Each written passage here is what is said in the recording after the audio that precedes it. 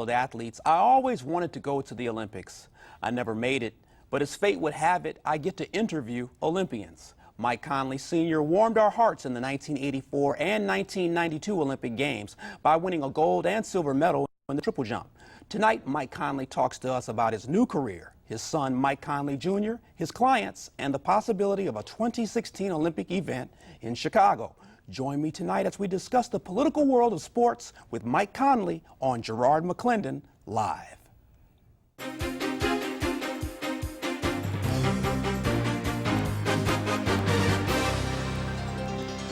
Welcome to Garrard McClendon Live Sports, the human test of physical and mental athleticism. My guest today is an Olympic medalist, a sports agent, and the proud father of Memphis Grizzlies guard, Mike Conley Jr. Joining us by phone is the executive director of World Sport Chicago, triple jump gold medalist, Mr. Mike Conley Sr. Welcome to Garrard McClendon Live.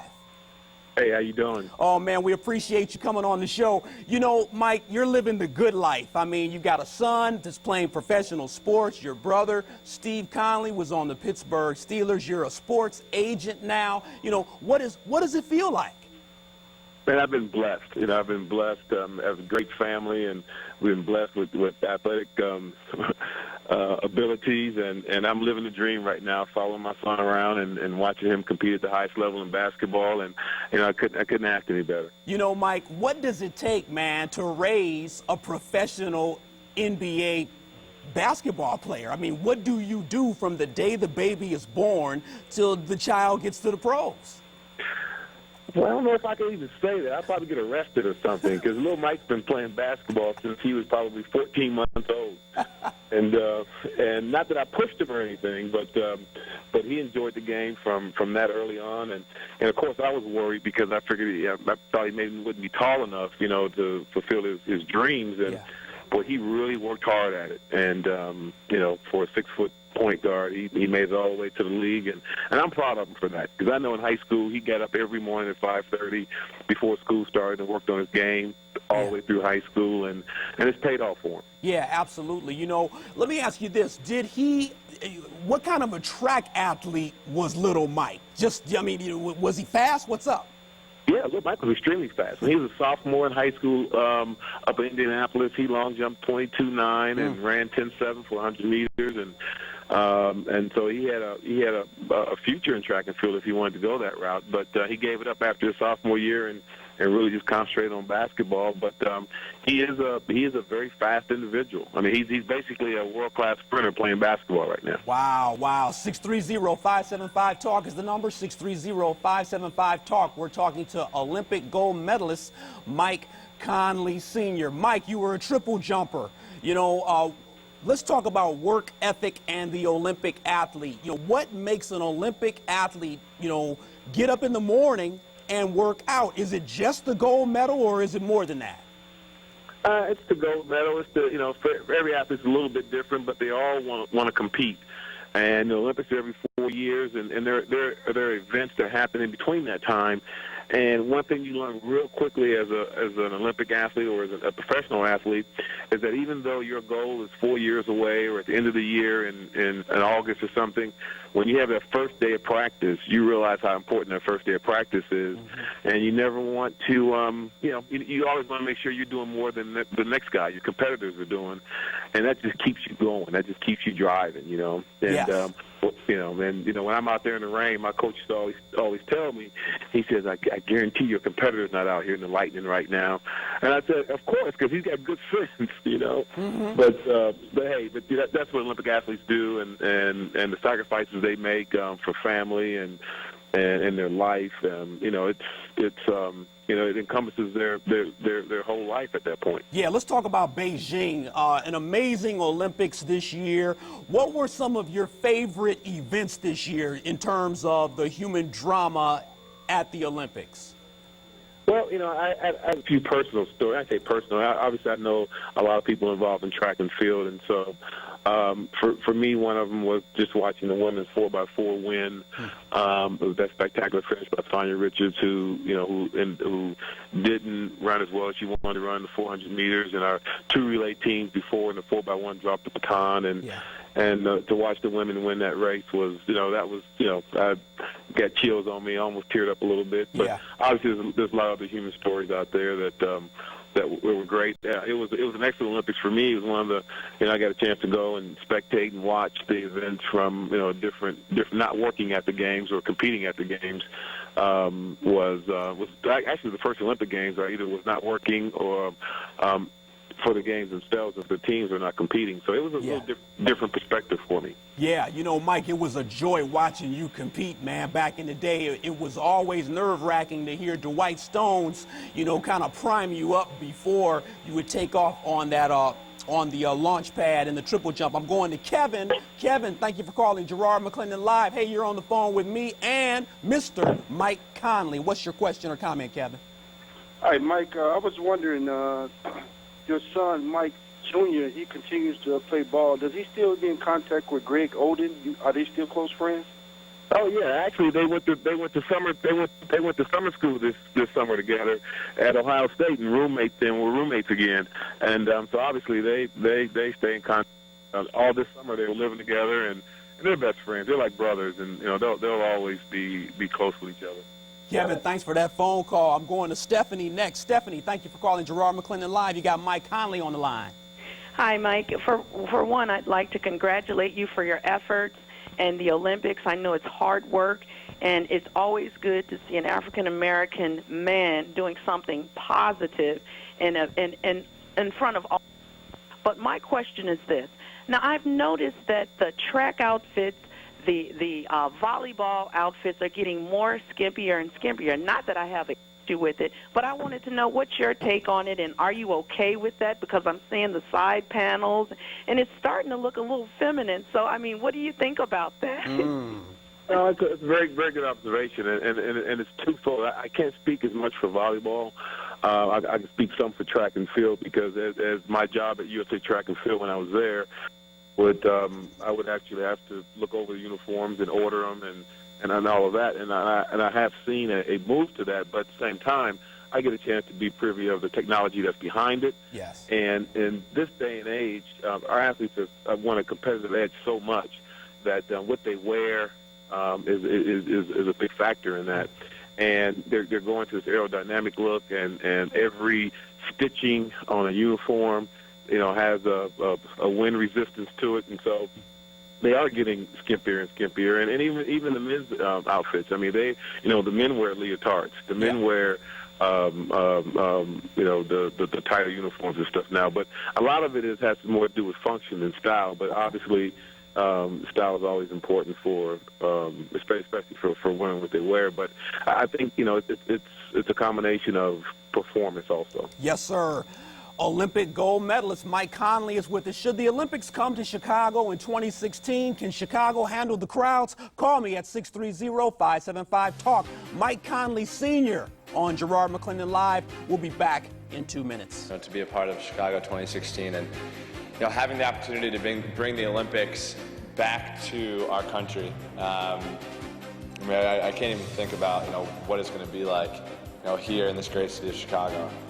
I've been here many times, and every time I come back, I see more and more, and I have more and more fun. I can pretty much, just imagine what it's going to be like, right by the waterfront, having all the venues right there, and seeing the excitement. Wow, that's Mike Phelps. He's the human shark. Call me at 630-575-TALK. We're discussing professional and amateur sports tonight on Garrard McClendon Live. Joining us is Olympic gold medalist Mike Conley Sr. from World Sport Chicago. Mike, welcome back to the show. Mike, thank you. Quick question. Do you still hold that indoor triple jump record, man, 58 feet 3 inches?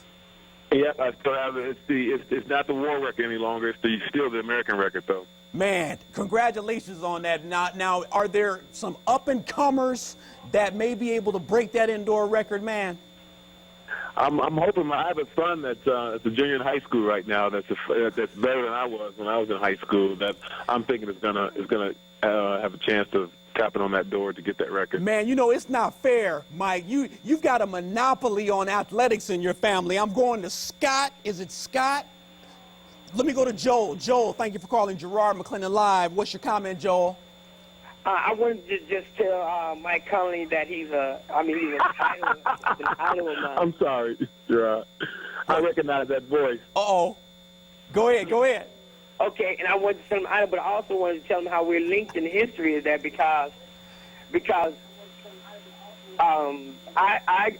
replaced him in high school. He was the 12th all-time in the history of high school, and in '87 I jumped 51-11 and a half to replace him. Wow, so you were out there. Mike, you say you recognize that voice? Oh, it sounds like I do. Who is it? Talk to me. Come on now. Was that Al? No, it's a young man named Joel. You know? Joel, okay. Yeah, but it's all good. I'm glad the athletes are calling the show. I'm going to Coach Lewis next. Do I have a Coach Lewis on Garrard McClendon Live? Hello? Coach Lewis. Yes. Yes, what's your comment? Hi, I wanted to congratulate Mike. I'm Coach Lewis Coleman, personal trainer for North Lawndale College Prep.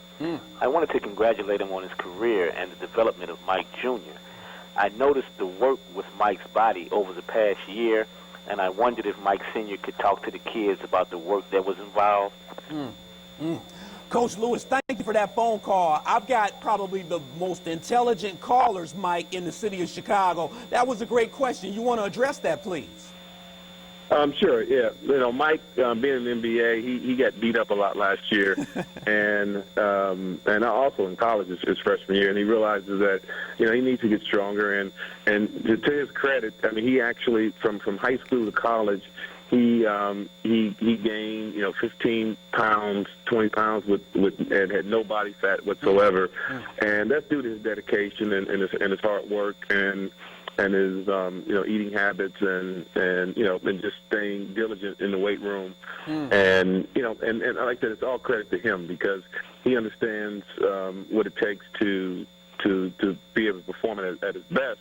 And he looks at his weaknesses and he attacks his weaknesses. And one of his weaknesses was his strength to be able to endure in the NBA. He's taken that to heart and has done something about it. So it just goes hand in hand with his preparation up to this point. You know, Mike, it's all about work ethic because many times people just think you can just be good and that's enough. I mean, you've got to make sure your diet's right, the weight training has to be in effect, and when you look at college to the professional level, I mean, we're talking a totally different ball game here. I'm going to Scott. Scott, thank you for calling Garrard McClendon Live. You're on Live with Mike Conley. Oh, thanks a lot, Gerard. Good evening, Mike. It's a pleasure to talk to you. Mike, is a world-class athlete and an international competitor and someone that's been in several Olympic venues, and I know you're an advocate for the city and for us hosting the 2016 Olympics. What do you feel at this point the city and the committee needs to do to set themselves apart from the other competitors or the other people vying for the Olympics, and where do we stand right now? What do you think we need to take that notch to step ahead? Wow, Scott, thank you so much for that question. Very good question. Our biggest challenge and barrier there is letting the world understand and know what Chicago is all about. And you know, we may know because we're close to it. Other people in America may know, but there's people around the world that really don't have a good vision or a good outlook on what Chicago is all about via physically and also the people in Chicago and the diversity in Chicago. And I really think that, you know, our lakefront, I really think that our diversity, and I don't say diversity because in a way that just that we have you know, a mixture of a lot of cultures, but in Chicago we really have communities that are diverse. And so we had the World Boxing Championships here in this past year, and it was great to see, you know, the communities come out and actually cheer for their ethnic group. You know, in Mongolia, it doesn't matter where the country was. You know, we had a community that embraced it, and that's something you don't find at many games. I've never experienced at the games, and so that's going to give a different atmosphere for those visiting countries than that they've had in other games. And that, along with Chicago's aesthetics, cleanliness, people, spirit, and the proximity of our village and as it relates to the venues, yes. I think Chicago has a real good shot at it. Yes, we're going to continue speaking with Mike Conley, Olympic gold medalist, Olympics in Chicago, and steroids. Can you win without them? Call me, 630-575-TALK. We'll be back shortly. I mean, she had 120 athletes around this country that came together. It's really interesting. You see the professional basketball players really saluting, standing up, and really clapping for many of the amateurs there. There's a real spirit that maybe we've never had that. Welcome back to Garrard McClendon Live. Daily thinks Chicago is ready for the Olympics. Beijing was hot this year, and London is next. Mike Conley Sr. is with Garrard McClendon Live tonight talking sports by telephone. Welcome back, Mike. We appreciate you spending so much time with us. We know you're a busy man. I'm going to go to the phone shortly, but Mike, let's talk about, just quickly, steroids. I know you were a clean athlete, but how often do you think athletes should be tested to weed this out of the game? Well, I think they're tested quite a bit now. I think the issue isn't how much they're tested; it's what you're testing for, and is the technology keeping up with the cheaters? I think that's the biggest question. I was working at USA Track and Field, so was really intimately involved in know how much they do test. I know one year those athletes were tested 3,000 times, and they can get tested at any one. Any second of any day, yeah. No matter where they're at and around the world, they can find them and test them. So I don't think that's the issue. How much to test is a matter of what are you testing for and keeping up with it. Oh, because there's probably lots of things out there that can be used to mask. Sure. I mean, there's different masking agents that come up. There's different, God forbid, they're get involved in DNA and all that kind of stuff. So. Yeah. We just have to keep one step ahead of them, and that's the key. Like I said, it used to be back in the day that you had a number of tests. How do you test them? Testing them out of competition. How do you surprise them? Those were the issues back in the day, but those aren't the issues now. Yeah. They've got that part figured out. It's making sure that you're actually testing for the right substance. Yeah, and I always pray that athletes stay clean, but it's just one of those things. I mean, it's a part of life, but we have to deal with it. I'm going back to the phones. I'm going to Buddy. Thank you for calling Garrard McClendon Live. Buddy, welcome to the show. How you doing? Excellent. Talk to me. Okay, we're going to Herbert next. Herbert, thank you for calling Garrard McClendon Live. What is your comment? Yes. I'd like to know if Mike Conley ever returns to his grassroots and gives pointers to, some of the younger talent on what it will take to make it to the next level. Wow. Luther South, that's a great question. Mike, you want to address that? Yeah. I do it all the time. When I was living in Arkansas, I started a foundation there and worked with quite a few kids, and coached, everything from track to basketball to everything else. But I do think it's important to teach kids not just the mechanics of sports, but what it takes to mentally prepare and how those same lessons as a world-class athlete can lay over into regular life. Yeah. Because there are parallels there that are very, very important, and I feel that if you got it figured out in sports, you can get it figured out in life. That's right. If you use the same principles. So yeah, I'm always an advocate for that, and I come back and give back in that regard all the time. Definitely. We appreciate that. We got Mike Conley on the line. www.cltv.com. We're back with Mike Conley, Olympic gold medalist. He's also the father of another Mike Conley, the junior, who plays for the Memphis Grizzlies. Mike Conley, welcome back to Garrard McClendon Live in this final segment. Yeah, thanks. Mike, let me ask you this. Let's talk about Chicago's competition. Who are the other cities that are in competition for this Olympic Games in 2016? Yeah, it's down to 4 cities. You got Chicago, you got Madrid, you got Tokyo, and you have Rio. Who seems like the biggest competitor there? At this stage of the game, you really can't count anyone out. I mean, at this stage of the game, London wasn't considered a favorite. And so for you to, put favorites out there right now would be a little bit premature. So you really have to respect all the candidate cities, and know that any one of them can win. Yeah. What's it like being the agent for your son? What's that like? Man, that's a whole nother ball game there. You know, so now I work for my at the time he was drafted, my 19-year-old son, right? You're working for your teenager, okay? Yeah. And I tell you what, it was funny. I was in his house. This was over Halloween, and there was a trail of candy leading to his room. And I was like, Mike, you can't eat the candy. Yeah. This is for the trick-or-treaters. You can't eat up the candy. He gave me a look and a stare, and he says, why are you in my house? Oh, Daddy, you work for me. Oh, man. Hey, Mike, how can we get in contact with you? Do you have a website? Yeah, well, you can't contact me through my website, Okay.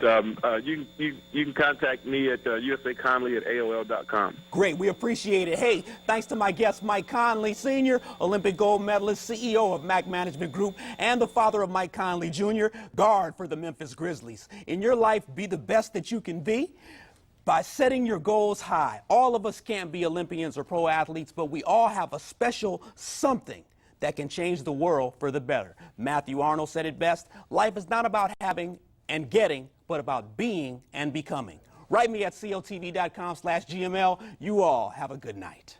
Ax or ask, Donda's rules, suit shoes.